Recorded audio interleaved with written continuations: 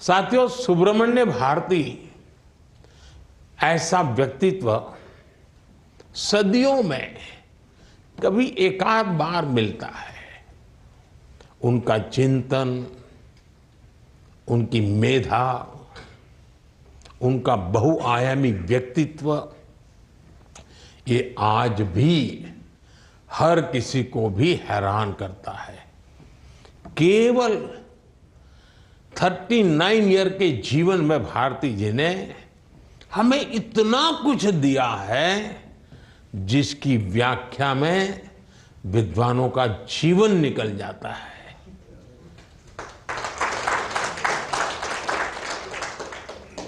Thirty 39 year और उनको काम करते करते 60 साल गए।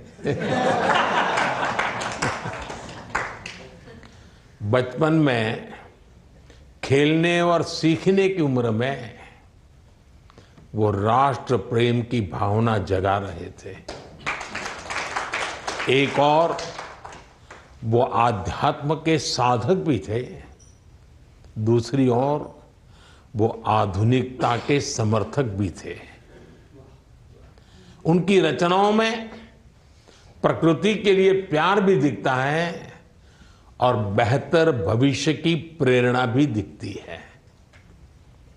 स्वतंत्रता संघर्ष के दौरान उन्होंने आजादी को केवल मांगा नहीं, बल्कि भारत के जनमानस को आजाद होने के लिए एक जगजोरा भी था। और ये बहुत बड़ी बात होती है। उन्होंने देशवासियों कहा था, मैं तमिल में ही बोलने का प्रयास कर रहा हूं, उच्चारण दोष के लिए आप सब विद्वज्जन मुझे माफ करना। महाकवि भारतीयार ने कहा था, ऐन्द्र त्रणियम इंद सुंदतिर दागम ऐन्द्र मड़ियुम एंगल अड़ी मेइन मोगम।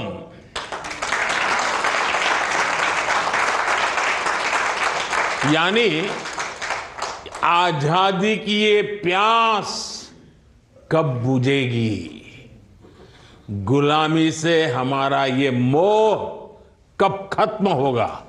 यानी उस समय एक वर्ग था जिनको गुलामी का भी मोह था, उनको डांटते थे, गुलामी का ये मोह कब खत्म होगा।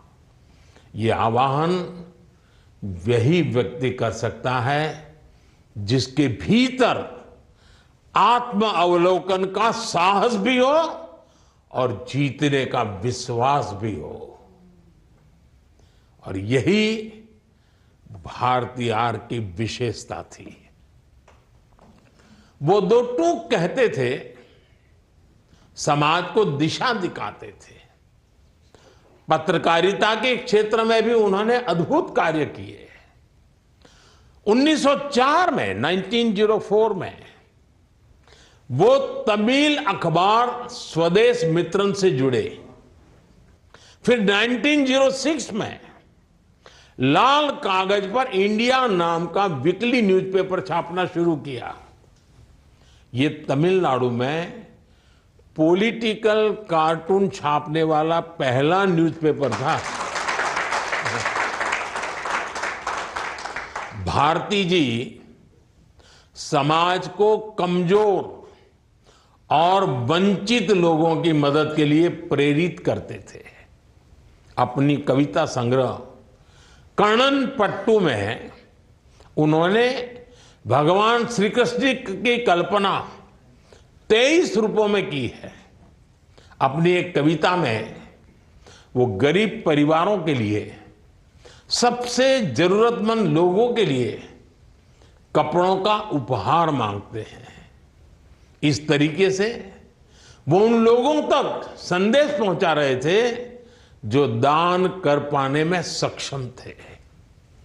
परोपकार की प्रेरणा से भरी उनकी कविताओं से हमें आज भी प्रेरणा मिलती है।